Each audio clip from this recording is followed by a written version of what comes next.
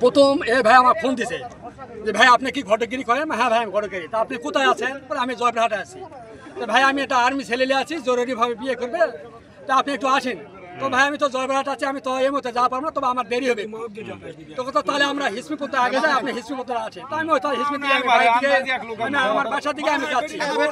হিসমিত আসে দেখা আমি ভাই ছেলে কি করে, ভাই আমি কার্ড দেখি, কার্ডটা দেখালো ঠিক আছে। আমি 3 থেকে 4টা মেয়েও দেখালাম, দেখার পর আমার কার্ড দেখে সন্দেহ হলো আইডি কার্ড। তখন আমি বললাম যে এটা ভুয়া আর্মি। এর আগেও বিয়ে করছে 36টা বিয়ে করছে। আর বিয়ে করছে তোমার হলো স্বাধীন আলী ময়েজের বেটি, মুক্তিযোদ্ধা ময়েজের বেটি বিয়ে করে। ওখান থেকে আসার পর শালগুন একটা সানোয়ারের মেয়ে বিয়ে করে ওখান থেকে 3 লাখ টাকা নেয় গরু, বিদেশি গরু বিকে দিই।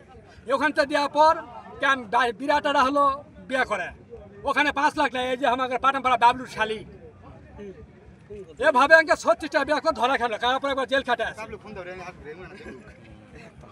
তারপরে আমি যখন আইডি সন্ধ্যা সময় আমি ভাই আপনার পাঠানপাড়া একটু আসেন, আসার পরে আমি বান্ডেল থাকলে প্রতি সেনমানিতে টাকা বাঁচবে।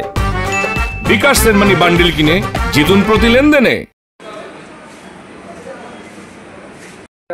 আমরা আজকে আমাদের খেতলাল থানাধীন পাঠানপাড়া এলাকা থেকে সদরুল এবং আব্দুর রহিম নামের 2 জন লোককে গ্রেপ্তার করি।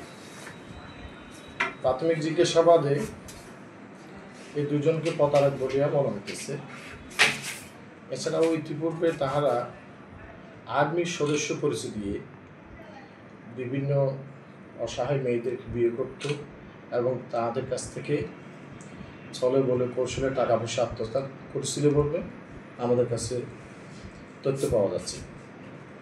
তার ধারাবাহিকতায় আজকে পাঠানপাড়া এলাকার স্থানীয় লোকজন তাদেরকে গ্রেপ্তার করে এবং গ্রেপ্তার করে থানায় খবর দিলে আমি সহ আমার অফিসার ফোর্স নিয়ে ঘটনাস্থল থেকে তাদেরকে আহত অবস্থায় উত্তেজিত দোকান থেকে উদ্ধার করি।